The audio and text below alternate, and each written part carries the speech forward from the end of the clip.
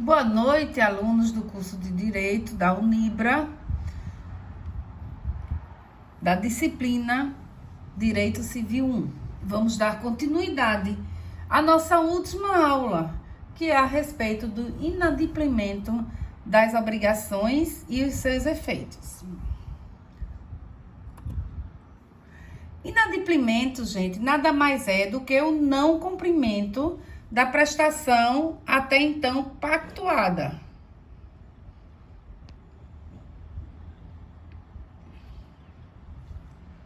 O inadimplemento, ele pode ser de duas espécies, segundo o artigo 395 do Código Civil.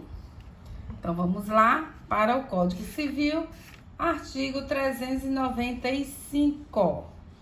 Responde o devedor pelos prejuízos a que sua mora der causa, mais juros, atualização dos valores monetários, segundo o índice oficiais regularmente estabelecidos e honorários advocatícios. Bom, o inadimplemento absoluto, ele vai consistir no descumprimento definitivo da obrigação.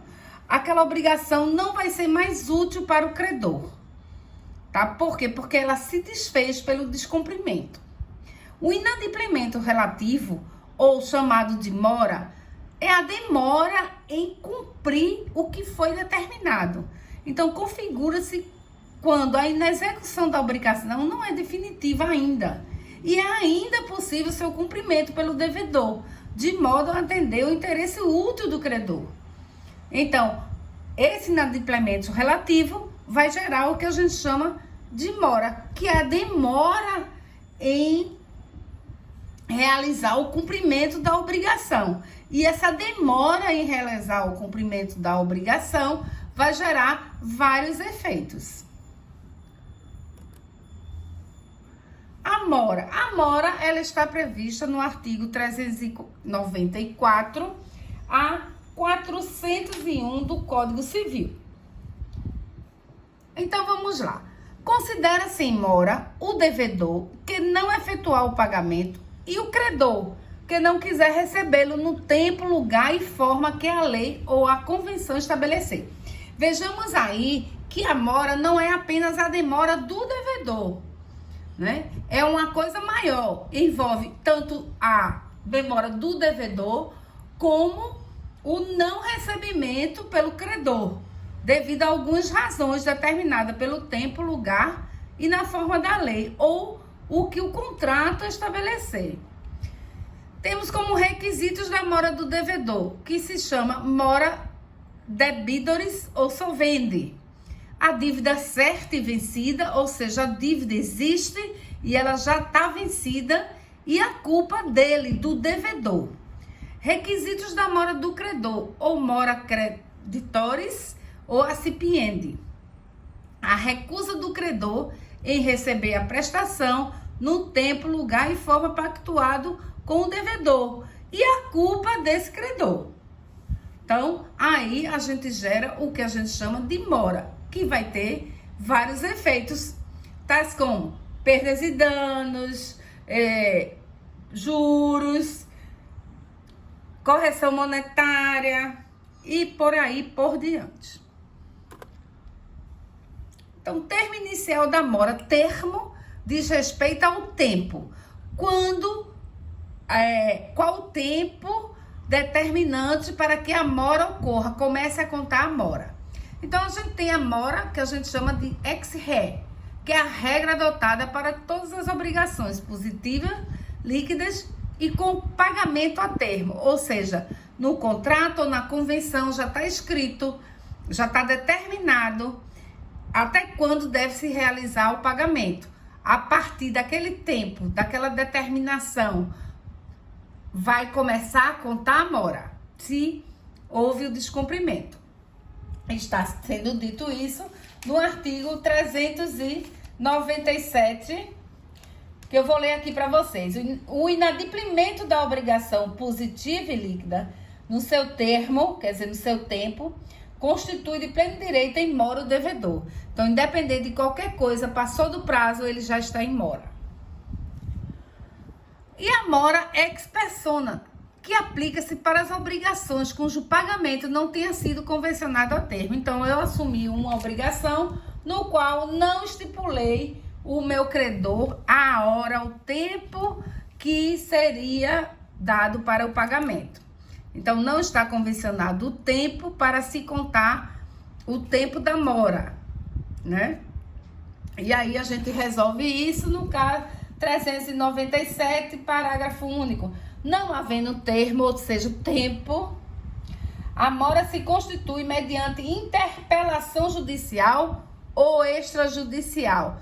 Interpelação nada mais é do que você notificar judicialmente ou extrajudicialmente o devedor que deve cumprir no prazo, aí dependendo do que você quer que o devedor cumpra, certo? Vai determinar o prazo lá de 48 horas, 72 horas para que ele se manifeste a respeito do pagamento e por que não o fez, tá? Sob pena de entrar com ação de cobrança. Mora em obrigações decorrentes de ato ilícito. Ato ilícito é aquele que é contrário ao direito, que é contrário à lei, é o ilegal. O devedor é considerado em mora desde o momento que o pratica. Por exemplo, ocorre um acidente, um atropelamento, tá? Porque o condutor do veículo estava embriagado, atropelou uma pessoa. Então, essa mora vai contar e tem as obrigações civis para cumprir. Ele não vai ser só condenado penalmente, ele vai ser condenado também civilmente. Então, civilmente, vai se partir para perdas e danos. O quanto aquela pessoa que sofreu aquele acidente poderia estar apta, né, a ganhar o seu dinheiro, o seu trabalho.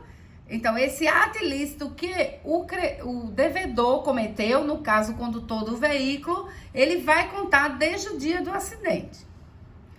Purgação da mora. Purgação da mora não é nada mais do que o pagamento da prestação que estava em atraso. A mora é um estado provisório que pode ser afastado. Purga, emenda ou purgação da mora é a extinção por ato espontâneo do devedor ou do credor moroso. Vamos lá para o 401. Purga-se a mora por parte do devedor, oferecendo este a prestação mais importante dos prejuízos decorrentes do dia da oferta.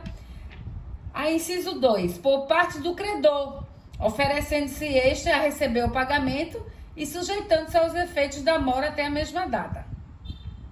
Ou seja, tanto há mora na questão do devedor, como há mora na recusa do credor em receber o cumprimento da obrigação. Teoria do adimplemento substancial.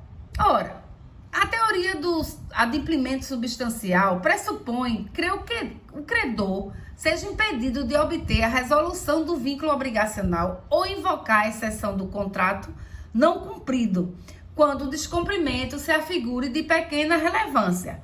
Vamos lá dar um exemplo. Eu parcelei um carro em 48 meses. E aí, faltando a última prestação, ocorre que eu não tenho dinheiro para pagar e caio na demora. O credor não pode, por conta de uma única prestação, certo, chegar em juízo e solicitar que seja feita a busca e apreensão do veículo por falta de pagamento. Porque é uma pequena monta, é um valor pequeno, insignificante. Assim, se o devedor pagou quase a totalidade da dívida, não pode o credor pretender a resolução do contrato de mútuo, que é o contrato de empréstimo, com base no inadimplemento. Poderá, sim, cobrar a parcela da dívida, mas não poderá resolver o contrato, dando fim à relação obrigacional. O adimplemento substancial é um inadimplemento de pequena importância. Efeitos do inadimplemento. Ora, quando o inadimplemento for relativo, que gera mora do devedor, estamos já no artigo 499, certo? O que determina-se? Responsabilidade por perdas e danos, por juros da demora, atualização monetária e, se for intentada ação judicial pelo credor, o devedor deverá pagar os honorários advocatícios. Perpetuity obligationes.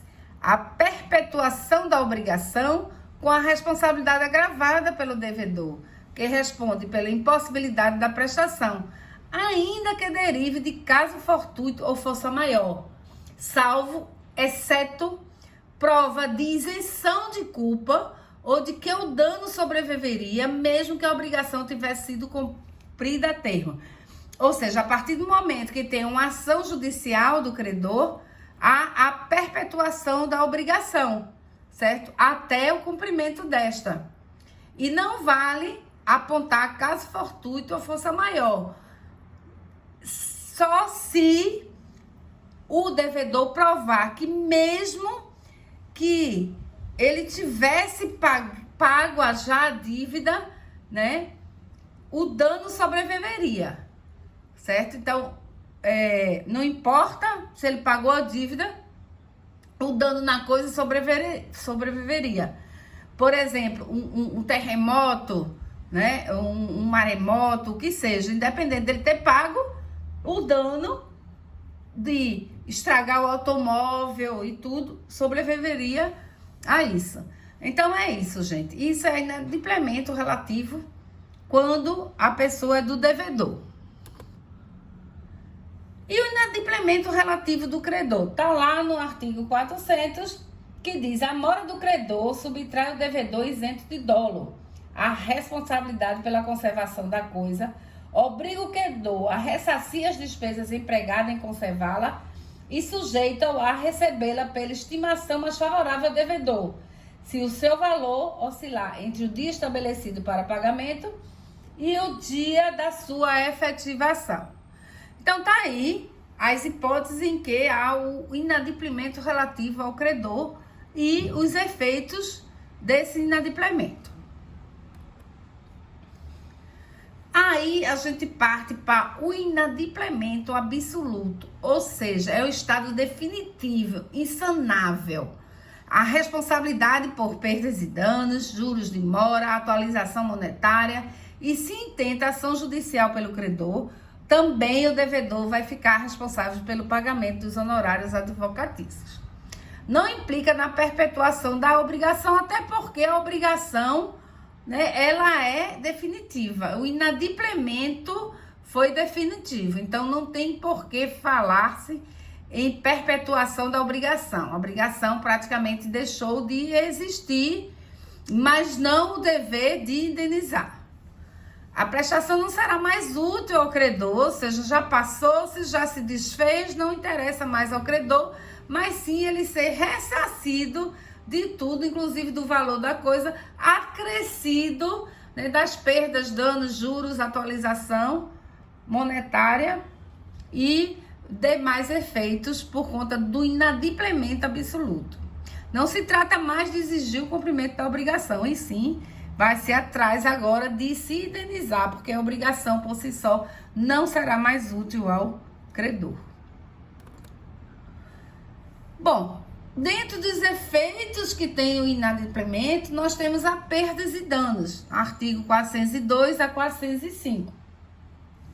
Perdas e danos significa indenizar aquele que experimentou o prejuízo, uma lesão em seu patrimônio material ou moral, por força do comportamento ilícito do transgressor da norma. Ou seja, houve um descumprimento e esse descumprimento da obrigação gerou para o credor as perdas e danos. O dano causado em virtude do descumprimento da obrigação. Gera-se primeiro o pagamento por perdas e danos, se refere a todo tipo de prejuízo, material ou moral, decorrente do seu descumprimento.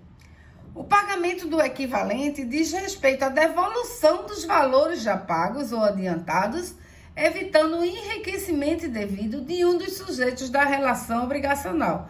Então, observa-se que as perdas e danos tanto podem ser pelo devedor como pelo credor, não só pelo devedor.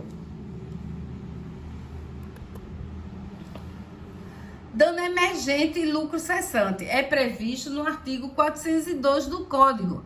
Salvo as exceções expressamente previstas em lei, as perdas e danos devidos ao credor abrangem, além do que ele efetivamente perdeu, né, que é o valor material que ele perdeu, o que razoavelmente deixou de lucrar.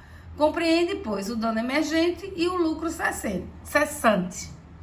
O dano emergente é o prejuízo, é o efetivo prejuízo. É a diminuição patrimonial sofrida pela vítima. O lucro cessante é a frustração da expectativa de lucro. É a perda de um ganho esperado. É o que razoavelmente deixou de se ganhar. Então, por exemplo, eu sou uma taxista e devido a uma imprudência de um outro motorista, ele bate no meu carro, estraga o meu carro e esse carro passa mais de um mês lá, mesmo sendo pago seguro, passa mais de um mês na oficina para ver o conserto. Então, gera um lucro cessante porque é o meu trabalho e eu deixei de oferir meu dinheiro, de oferir meu lucro com aquele trabalho, porque eu dependia do veículo que foi aborroado, que sofreu o acidente. Então, cabe lucro cessante quando você deixa de ganhar o que você poderia ter ganhado naquele espaço de tempo. Efeito direto e imediato. Relaciona-se com o nexo causal que deve existir para que se caracterize a responsabilidade do devedor. Isso quer dizer que o devedor responde tão só pelos danos que se prende a seu ato por um vínculo de necessidade, não pelas resultantes de causas estranhas ou remotas. Usando esse mesmo exemplo quanto à batida no meu carro, né, aborramento no meu carro, que eu sou taxista, o carro ainda anda, o carro está bom, só que há um elemento que faz com que meu carro perca a utilidade, ou seja, um defeito no motor que não tem nada a ver com a batida, né, que ele levou. Então, não há nexo causal. Então, essa pessoa que bateu no meu carro, ela não vai dever o lucro cessante. Só o dano emergente que foi da batida. O dano moral, gente, é uma discussão doutrinária e jurídica também. Cabe, no caso de descumprimento, a questão do dano moral. Muitos tribunais têm aceito que sim, outros não. Porque discute-se se o inadimplemento da obrigação pode gerar esse dano moral. A obrigação dotada de conteúdo econômico, seu descumprimento, em teoria, acarretaria apenas a perda patrimonial, o dano patrimonial. Já alguns autores sustentam que o simples descumprimento de um contrato já acarretaria por si só uma frustração moral que exigiria reparação. Esse entendimento tem sido rejeitado pela ampla maioria das decisões judiciais. Isso não significa, contudo, que o inadimplemento obrigacional não possa resultar jamais um dano moral indenizável. Apenas vai ser uma questão de prova, de você provar que realmente houve um constrangimento, né, nessa perda material que você teve. Correção monetária decorre do artigo 404. Nas obrigações de pagar quantia certa em dinheiro, deve incidir a atualização monetária, evitando que o devedor se beneficie da desvalorização da moeda, imputando o prejuízo adicional ao credor. Então, a correção monetária nada mais é do que a atualização do dinheiro, né? O dinheiro valia certo X e passou a valer 2X da época em que passou a mora e o cumprimento da obrigação. Então, tem o dever de corrigir monetariamente aí o valor devido. Os juros estão estipulados nos artigos 406 e 407. Os juros legais constituem o preço pelo uso do capital.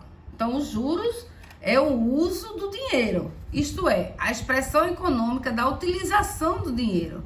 E por isso mesmo são considerados frutos cíveis, porque são gerados né, um valor a mais daquele uso daquele dinheiro, daquele capital. Existem os juros compensatórios, que também são denominados de remuneratórios ou juros frutos. São devidos como compensação pela utilização do capital pertencente a outrem. Resultam de uma utilização concedida do capital alheio. E tem os juros moratórios. Ocorre em caso de retardamento na substituição ou de descumprimento da obrigação. Os primeiros devem ser previstos no contrato, estipulados pelos contratantes, não podendo exercer a taxa que estiver em vigor para a mora, não podendo exceder a taxa que estiver em vigor para o caso da mora, tá? Então, são juros moratórios, são juros legais. E aí, os juros convencionais, que são ajustados pela parte em comum acordo, que resulta da convenção celebrada por elas. E os juros legais são os impostos pela lei, nos artigos previstos de 406 a 407. A taxa de juros legais. Gente, essa taxa de juros legais, ela é muito debatida, porque o que diz o 406? Quando os juros moratórios não forem convencionados, ou o forem sem taxa estipulada, ou quando provierem de determinação da lei, serão fixados segundo a taxa que estiver em vigor, para a norma do pagamento de impostos devido à Fazenda Nacional. Então, o que é que o Código Civil faz? É que para a taxa de juros legais, se não estiver estipulado o percentual, ao Código Tributário Nacional, que é o que se usa como taxa legal de juros. Certo? E tem a taxa Selic, que é a taxa referencial do Sistema Especial de Liquidação e Custódia. Essa taxa, ela foi criada como um índice de remuneração de títulos da dívida federal e é calculada pelo Comitê de Política Monetária do Banco Central do Brasil. A taxa Selic, para fins tributários, é há um tempo inconstitucional e ilegal. Isso é dito por vários doutrinadores, certo? A taxa Selic cria a anômala figura do tributo rentável, certo? Então, com relação ao percentual da taxa Selic, sua aplicação concreta poderia também, ao tempo da entrada em vigor do Código Civil de 2002, ser considerada inconstitucional por violação do parágrafo 3º do artigo 192 da Constituição, que dispunha: as taxas de juros legais, nelas incluídas comissões e qualquer outras remunerações, direta ou indiretamente referidas à concessão de crédito, não poderão ser superiores a 12% ao ano. A cobrança acima desse limite será conceituada como crime de usura, punida em todas as suas modalidades no termo que a lei determinar. Embora a eficácia do dispositivo constitucional houvesse sido contida pelo STF, era certo que a lei ordinária, no caso o Código Civil 2002, não poderia vir fixar norma que pudesse resultar em violação ao percentual máximo de 12% ao ano. A discussão deste aspecto foi, todavia, afastada pela Emenda Constitucional 40, de 2003, que revogou o parágrafo 3º e os demais parágrafos do artigo 192. Então, gente, há realmente um entendimento e desentendimento quanto à taxa de juros legais, que está lá no Código Civil do artigo 406, que manda usar o CTN, e a Selic como taxa referencial do Sistema Especial de Liquidação e Custódia. Então, vocês vão fazer um trabalho sobre isso, que já vai estar lá na nossa Classroom, tá certo? Cláusula penal, artigos 408 a 416. Gente, cláusula penal nada mais é do que a multa contratual. Mas vamos lá para o que se define como cláusula penal. Cláusula penal é o pacto acessório pela qual as partes contratantes estipulam de antemão pena pecuniária, que é pena de valor, ou não, contra a parte infringente da obrigação, como consequência de sua inexecução culposa ou de seu retardamento, fixando o valor das perdas e danos, garantindo o exato cumprimento da obrigação principal. Em síntese, é obrigação acessória porque vai depender de um contrato, de um pacto, pelo qual se estipula pena ou multa destinada a evitar o inadimplemento da principal, do valor principal, ou retardamento do seu cumprimento, denominada de pena convencional ou multa contratual. Estipula-se conjuntamente com a obrigação principal ou em um ato posterior, está lá no artigo 409, sob forma de adendo. Adendo é sob forma de estar junto, né? Como forma de acréscimo a esse artigo 409.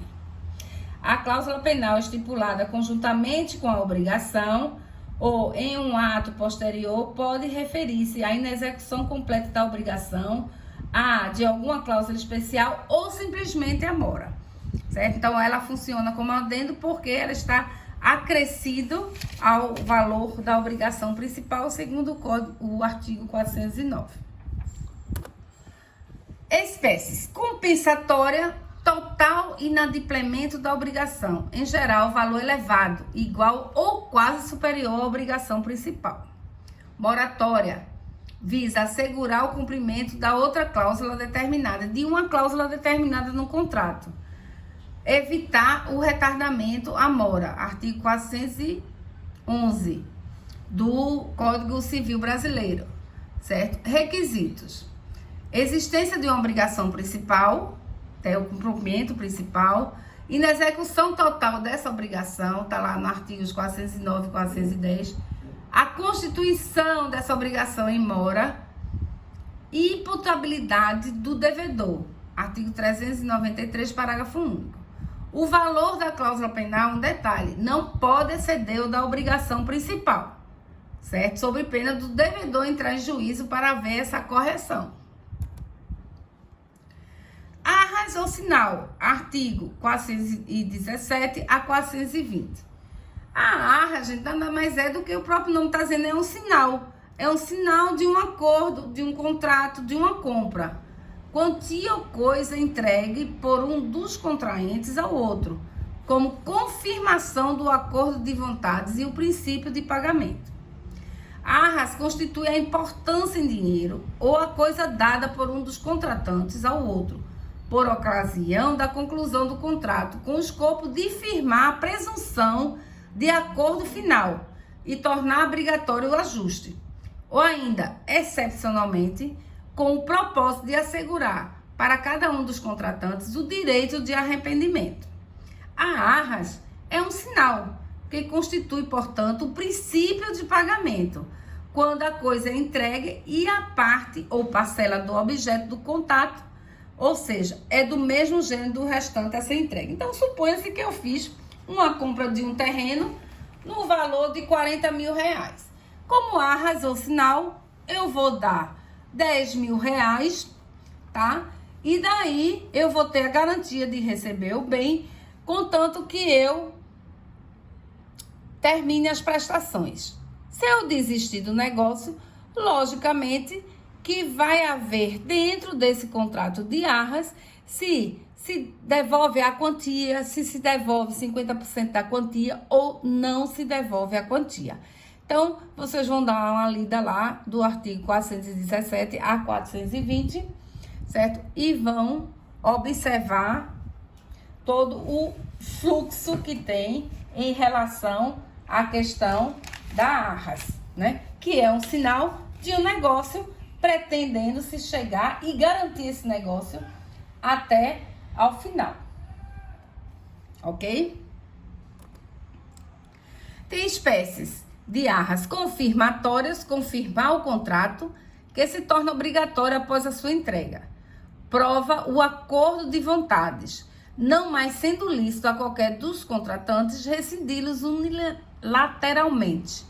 Quem o fizer responderá por perdas e danos. Então, aqui a confirmatória diz respeito ao cumprimento obrigatório do contrato. Penitenciais é como pena, é aquela em que a Arras atua como a pena convencional, como sanção à parte que se vale dessa faculdade de direito de arrependimento. Então, se eu me arrepender do negócio que eu fiz, eu vou ser penalizado com a perda do sinal, que é a Arras, ou com 50% e assim por diante. Elas têm a função de confirmar o contrato, que se torna obrigatórias após a sua entrega. Prova o acordo de vontade, não mais sendo lícito a qualquer dos contratantes rescindi-lo.